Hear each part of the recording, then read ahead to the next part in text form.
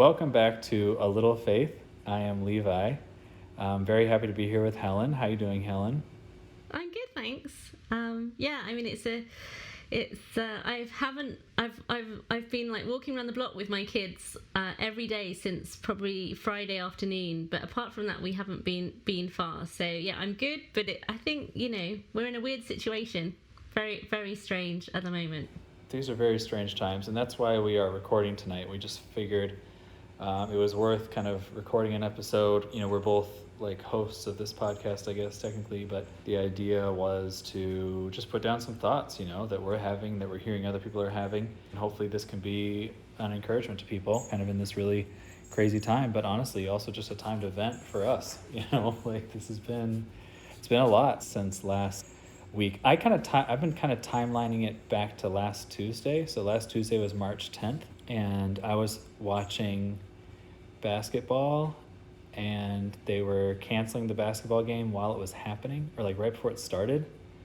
And so that was an NBA game. And at the same time, I was on my Twitter account scrolling, and Tom Hanks it was announced that Tom Hanks had the coronavirus. And I really think that moment, the evening of March 10th, was like when the whole world, or not the whole world, excuse me, the United States like shifted entirely.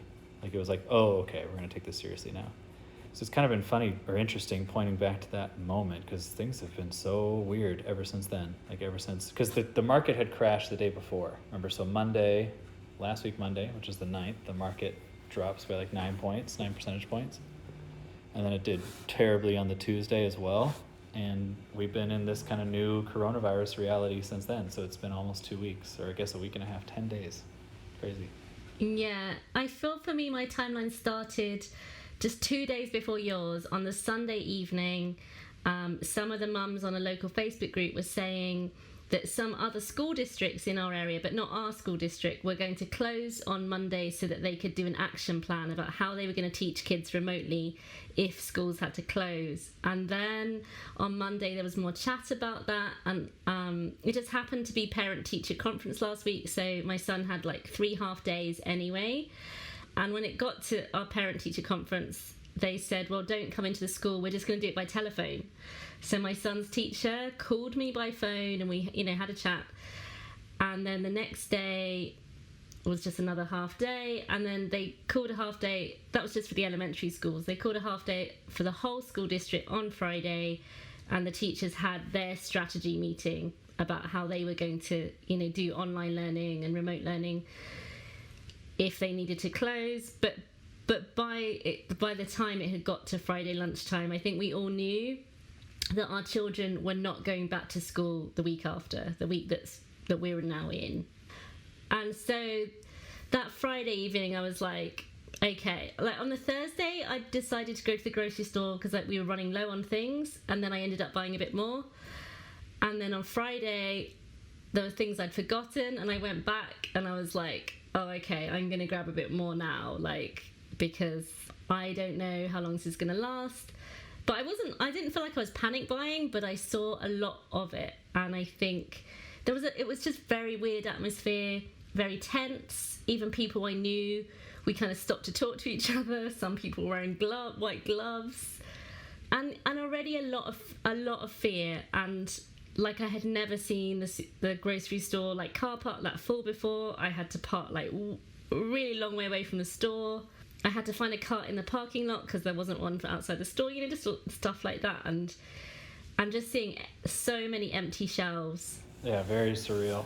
Yeah, I did a grocery store trip on Tuesday, and actually I'll tell a funny story because I've been loving it. But did a grocery store trip on Saturday. So the day after, that's just this last Saturday. We're recording this on Thursday night, the 19th. I just went to Trader Joe's, and I actually stood in a 20-minute line to get in the Trader Joe's because Trader Joe's was controlling how many people were in there, which was obviously a very surreal feeling. And everyone in that line is like, this is crazy, what's going on? And then, things were like sold out. And I go to Trader Joe's a lot, so I don't know the people, but I'm on a face-to-face recognition with the people that work there.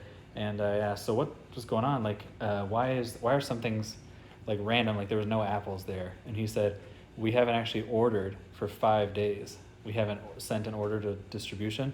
they're just sending us whatever, and we just put it on the shelves, which is kind of like wild. Just the reaction.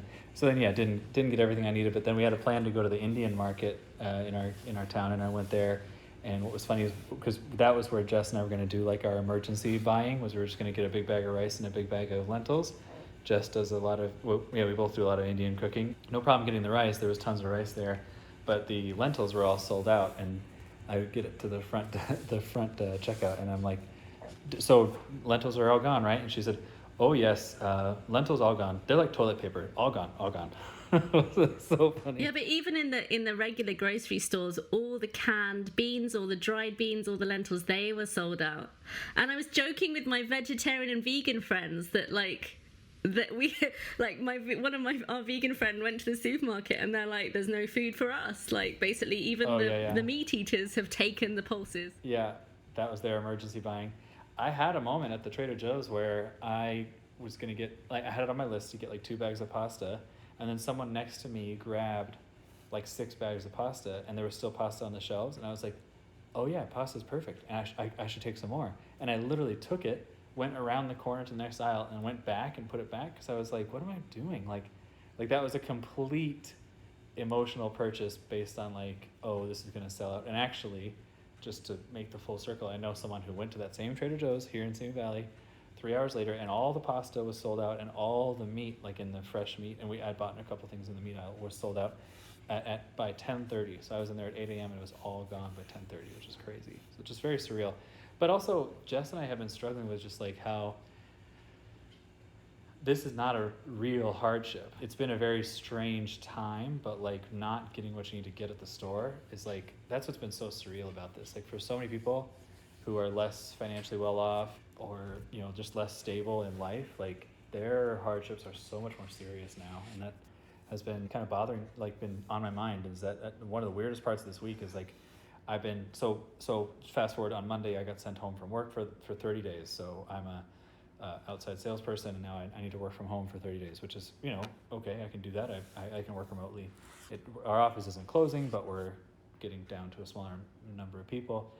And I've had like a great week, you know, like by any measure. Like we've been eating meals at home, the 3 of us, me, my wife, and my daughter, been having a nice time, not having to commute. It's like, yeah, going on walks. It's like, it's very strange how this, you know, incredibly stressful, kind of worrisome time for me has been kind of almost like a good thing, like a blessing in disguise. Has been very weird for me. Yeah, my children have been home, and I'm trying to like homeschool Henry, my son, and like they're snacking constantly, and I'm like making snacks and meal times more of a thing, just to kind of make the time pass like in a more effective way. So they're not bored. But then like our neighbour, she's a social worker in one of the schools, and we know that like 20% of our school district, you know, children are on free school meals, and with the schools closed, so many kids going without food, so many families really struggling just to get through the basics. And the donations have been amazing, absolutely amazing, but it really makes you realise that, you know, for every box of bag of pasta you pick up, you need to pick up another one for someone else. And don't panic buy, but if you're at the store, just buy extra, because you never know when, you know, a food pantry might need it. Someone down the road who's in isolation might need some food. You know, why not just have it ready to fill a bag, ready to put on someone's doorstep, ready to drop off at a food pantry. These are just really easy things we can do. I mean, and also if you do a lot of online delivery for food, then yeah, just add extra to your cart, because yeah, there's so many people you could be helping. And I've been overwhelmed by that. Like I think I live in a fairly active community that likes to help people, which I'm very touched by. But it has made me realise that there are just very small things you can do that can make a massive difference. And that is finding out, even on your street, who may be the people who are vulnerable. Yeah, who can you connect with? Yeah, I've noticed the same thing. It's brought taking Pippa to the park near my house. It's like all of a sudden, all the conversations are just way more serious with the other parents. So Pippa's my daughter. The other parents at the park is just like amazing. You know, it's just like, oh wow, we're immediately having a much more real conversation. Just the connection in this kind of, due to the stress, you know, due to the nature of things. But yeah, it's been a strange time. I feel like like I was hoping, kind of trying to find a new normal, a new baseline, because for the first couple days it was just like unsettling. I was checking my phone constantly. I had to make kind of new rules for myself with my phone, separation from that, and then overwhelming amount of news. But yeah, I mean, on the other hand, to me it has been a incredibly powerful testament to how easy it is for our God to destabilize the world. This is an unexpected thing, and I'm not at all cheering it on, because it's been definitely a darkness and a hard thing for a lot of people. But it's just a clear testament to the power, and the powerlessness of man, in our society. So that's been weird too, because it's like I've been saying to Jess, and I've been talking about, like, we are a people that hope for the kingdom on earth, and we have this promise of the end, right? And we know, I think we would say that comes with a hardship beforehand, and that's strange to now experience what is a real hardship, and I think the debate is, the Bible talks about the coming of the establishment of the kingdom and the coming of Jesus as being like a woman in childbirth. And I was saying that to Jess as well, that, like, what if we don't know if this is it, like if this is the birth of the child, or if when you're in that, playing with that type of the woman in childbirth, when you're in that, it's like, well, also it's increasingly painful and strong, right? So this experience, if society recovers from this, which is totally possible, right? It's like on the table. Well, we now know that that was incredibly strong. The next one will be stronger.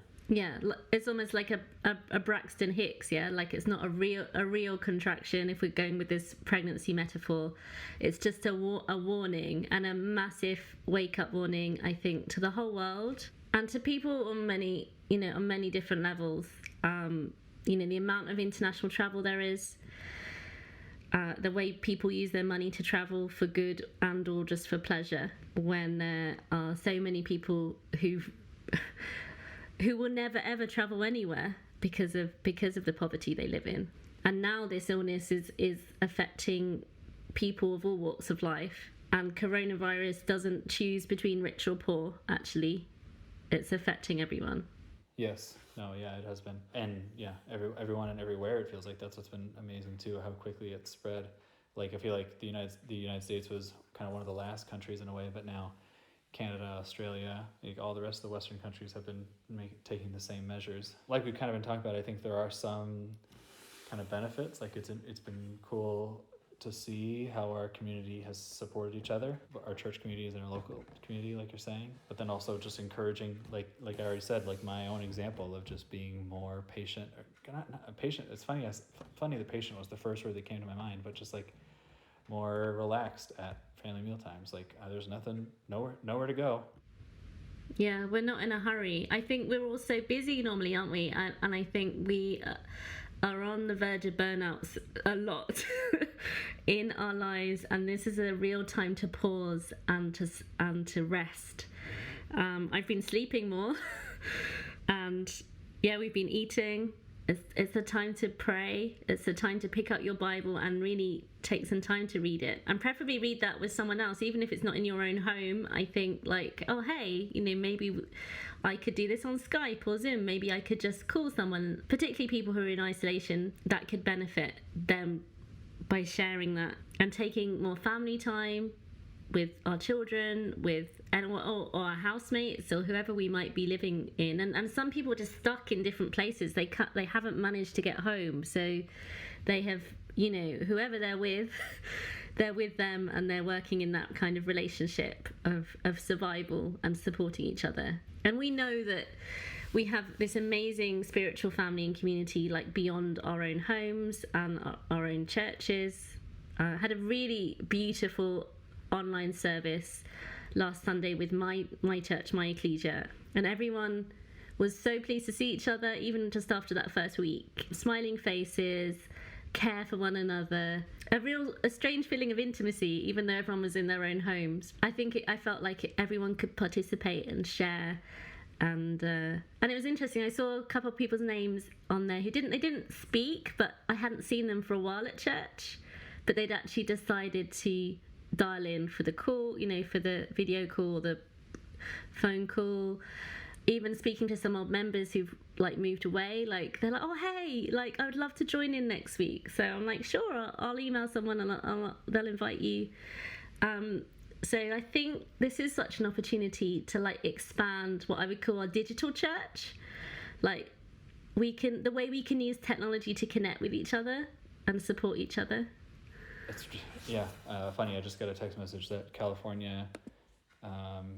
Governor Newsom orders all Californians to stay at home. It's the strongest escalation of administration's response to the virus. So, which feeds right into our point, because I think it's like you're saying, it's a fascinating time for the online community, social media, to really prove its worth, to really show the value. And we're trying to do some things with WCF, which are going to come out over the next couple of days. To that end, or this podcast like this, we're trying to put more podcasts out, kind of to have something that's a reaction, something that look, well, maybe we can't meet with each other, but look at all these things that we've been given to support each other online.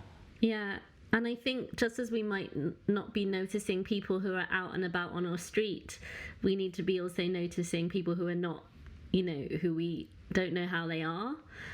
Because we normally might see them on a Sunday at church, but we're not doing that. And so it's a real call to action to reach out to those on the edge and those who are struggling and those who are on their own for whatever reason, whether physically or mentally, spiritually, etc. Yeah. Have to be more intentional with reaching out to people, more thoughtful about it. Well, some of my friends have said they've been had longer phone calls this week than they have, in a long while. So there's also that time for not just the quick text messages and WhatsApp and whatever, actually time just to pick up the phone, video call someone, and it doesn't matter. You can dig deeper, have richer, meaningful conversations, just like the one you said that you were talking in the park to other parents. So are we being more real now? This is an opportunity for us to be more real. I was texting a coworker about it. What if society learned something from this? Which is kind of an interesting idea. What if we're better? What if there's some beneficial side effects? Of everyone being kind of locked down and having to live life more slowly. But I mean, at what cost? I mean, obviously the cost, that's one thing that we're waiting to find out, but just the cost of this whole experience is going to be extreme economically. That's one thing I've been saying to some people is, what if, the economic cost is going to be outrageous at this point, regardless of the actual cost of life. That's what's been interesting too. They're almost two separate issues at this point. Yeah, because we've kind of gone back to the basics. I mean, are we going to learn actually, have we forgotten what it means to be human? And are we going to learn what it really does mean to be human? Which we should know as Christians, to be human is we know that we're weak, we know that we fail, and that we know that we need God and we need the Lord Jesus. And we so easily can forget that especially in our Western lifestyles. And we've gone back to the basics of what we eat and when we sleep and rest and each other, actually ultimately learning the value of each other, which is that first commandment. Yeah. Love one another as I have loved you. It was Kitty O'Meara. I just found it, this quote I was looking for. And the people stayed home and read books and listened and rested and exercised and made art and played games and learned new ways of being and were still and listened more deeply. Some meditated, some prayed, some danced. Some met their shadows, and the people began to think differently, and the people healed. And in the absence of people living in ignorant, dangerous, mindless, and heartless ways, the earth began to heal. And when the danger passed and the people joined together again, they grieved their losses and made new choices and dreamed new images and created new ways to live and heal the earth fully as they had been healed. Yeah, I read that too. I love it. Love it. Yeah, I love it. To me, it makes that same point. I mean, again, I do believe that there will be pain always, until the end, that cannot be healed. But there is, there's a separation that we're experiencing. But I do think that it is a really powerful idea that what if we learn something from all this, we as a society. I think I just want to pick up that phrase on some, what did it say? Something about their shadows. Some looked at their shadows. And I think that's interesting, isn't it? Because that obviously thinking about darkness, we can get stuck in our own heads, especially when we're stuck at home and we're isolated. We, of course, need to remember that there are so many people out there on the front line who, medical staff, grocery store workers, delivery drivers, like, who are just continuing to work for us to keep us safe, to keep us fed, to keep us healthy. And we can get stuck in selfish, dark thoughts, but we also are responsible for our choices and how we react. My friend said that she saw some people fighting over some stuff in the supermarket, and so she stopped and like kind of called them out and said, you know, hey, do you really need that right today? Couldn't you just leave that on the shelf for someone else? And after that experience, she said it helped her realize that she wasn't in fact powerless and out of control in these scary and uncertain times.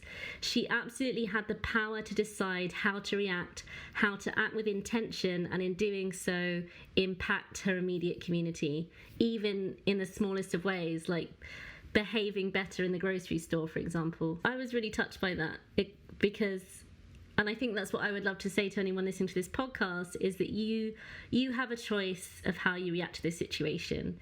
You have a choice about how you look after your own well-being, those around you, your community, and of course just by staying home like we've been asked to, because that's going to protect people, and just being obedient to that and not thinking, oh, this doesn't affect me, because it's not about me and it's not about you, Levi. It's about everyone, isn't it? Yeah, it's a surreal time, and I think again the one of the strangest parts is just not knowing. We don't know the future. When we lived through the Great Recession in 2008, we knew that things were going to get better. We knew that for sure. But I think what's odd is that we're not positive. You know, like we don't know exactly that for sure things will get better. You know, that things just get worse or are completely terrible is something that's on the table. Is just very disorienting. But again, yeah, we have to find the blessings in here. And I mean, and what would Jesus be doing right now? Like, if he was here, what would he be doing? Would we see him at the food banks? Would we see him in the hospitals? Would we see him hanging out with people in isolation because they can't go anywhere else? You know, he always reached out to those people in society who were on the fringe and who were pushed out, you know, who were the outsiders. And so I think he would be in those places with those people and offering comfort and offering hope. And that's what we need to do. We need to be offering hope to people and showing them love. And to look to the hope of the kingdom. Mm-hmm. And to really, really pray for that people will see some light beyond this. And I think for us all to just reach deep inside ourselves and to think about what we all have to offer, because I think we all have something to offer here. Yeah, like you're saying, pray. I think this is a time to count your blessings, you know, to recognize how much you have been given. Even if you are struggling, just recognize what you do have, because it could be so much worse, you know, for so many of us. Like we've been, you know, so disheartened and broken down, but still we should remember, you know, our families and our homes and the food that we eat, and if we, you know, as long as we still have our jobs, the jobs that we have and things like that. But you know, and recognize that all that comes from God, who loves each one of us very much. Cool. Well, do you have any other thoughts we want to include in this podcast? I think I just say to people, like, if you're struggling, like at home, like try and set some kind of timetable or routine. And you've been trying to do that too, haven't you, Levi? Like with your working from home, you're not used to really working from home. You travel a lot. Yeah, it's been very helpful, though, to have clear hours or you know, and kind of keeping Pippa to her schedule and just going through the motions of the day has been helpful. Because if it was, I think actually the first day I came home at 1:30, and then we kind of had this free afternoon until, you know, dinner time. We went kind of into our dinner routine, but the afternoon was very disorientating because it was like, what are we doing, you know, for that 5 hours. But yeah, sticking to our schedule has been really good. And then within that schedule, like, be kind to yourself. Like, you know, don't set expectations too high. And at the same time, try and fit some positive things in there. Try and fit some spiritual things in, you know, try and be more focused on God, because you've actually got time for it. And I think he's, you know, when we get ill, it's actually a time for God saying, I think, like, stop, slow down. You need to let your body rest and recover. And regardless of whether any of us are ill or not, we know we need that. And it's there, isn't it? It was there from the beginning, that the Sabbath rest. And yeah, this is time to be kind of living that in our lives right now. Yeah. You said be gentle with yourself. I think it's important to make your schedule and important to, find a new normal and focus on getting things done. But I think also it's important to recognize that this is a time unlike any other in history. Like that's the truth of where we're at this point. It's not comparable to any other time. So you can also be a lot, pretty gentle with yourself. Like if you need to take a break, then take a break. So yeah, it's been very interesting. Well, thanks, Helen. This has been great. Thanks for the time. It has been really nice to talk about this and share and realise that none of us are alone. We really are all in this together. And if you're listening to this podcast and you want to hear more from us and you want us to talk about particular topics, or that you think there's things that we can do to help our community in a digital way especially, please reach out to us. We'd really love to hear from you. We're launching an exciting project with WCF Music tomorrow called A Call to Create, where we're looking for anyone really musically talented or not, really musically, a musician or a singer, to perform Abide With Me. I think it's hymn 406 off the top of my head. And send it to us, and we'll post it on our feed. And it'd be really cool, I think, if we could get those performances from all over and encourage each other, in this kind of just really stressful time. It's a beautiful hymn for this time, so we're excited about that. Yeah, thank you all for listening. Talk to you soon.